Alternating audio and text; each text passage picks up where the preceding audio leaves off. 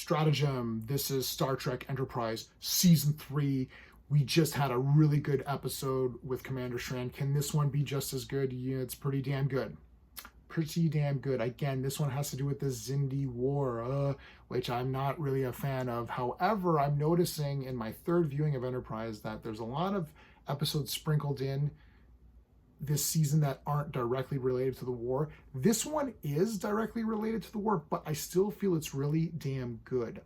The storyline is that they've captured the guy who was behind the weapons manufacturing of the weapon, and they've constructed this simulation here that he's not unaware of.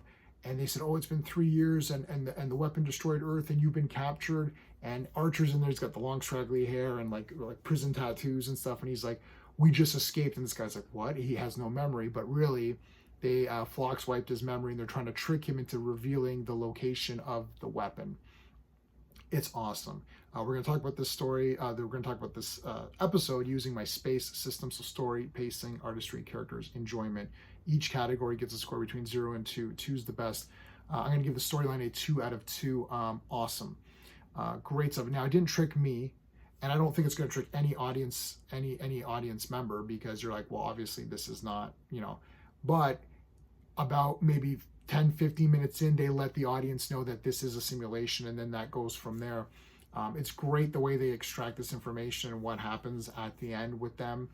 They kind of put them back where they should go, and then it's almost like nothing happened. Like in their mind, nothing happened. So cool, really smart way to get information without actually causing any harm or hurting anybody. I thought that was really good.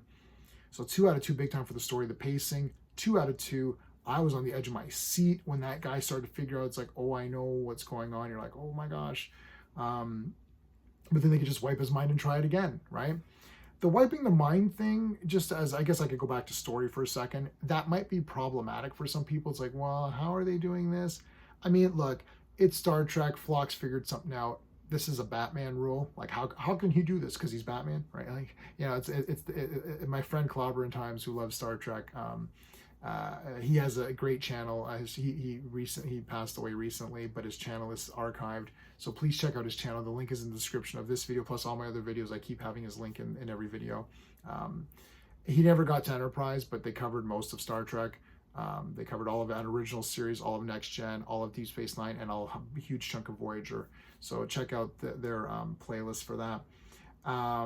So you could be like, this is a bit weird, right? Like, but it's he would say it's the Batman logic. It's like, oh, Batman can do it, right? It's like, yeah, Phlox can figure it out. I don't know, he figured it out. So it is weird, but I still like it.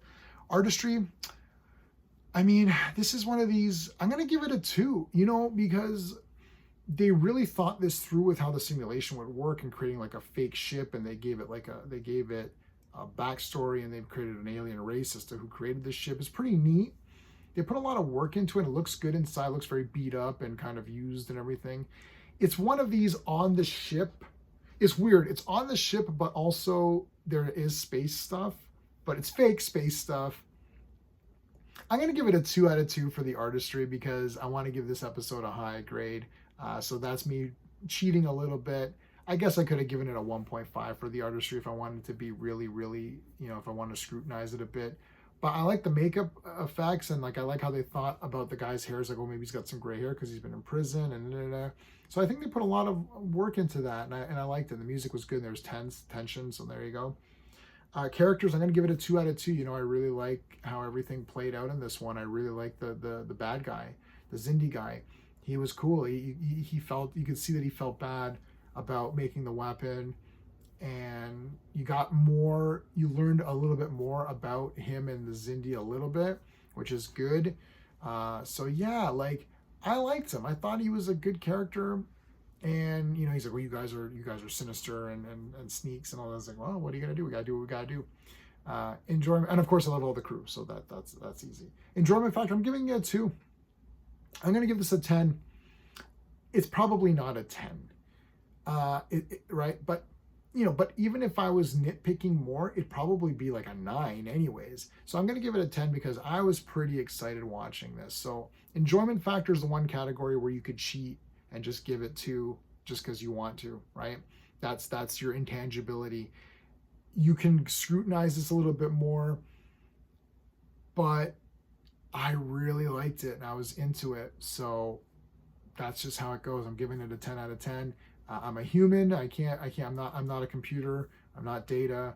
I'm not a Vulcan. I'm just a regular guy, and I really like this one. So if you like my space system, even though I shilled on this episode and just gave it a 10, typically I don't do that, but it is what it is. If you like my system, please like the video, consider subscribing, check out the playlist. That's it. Until next time.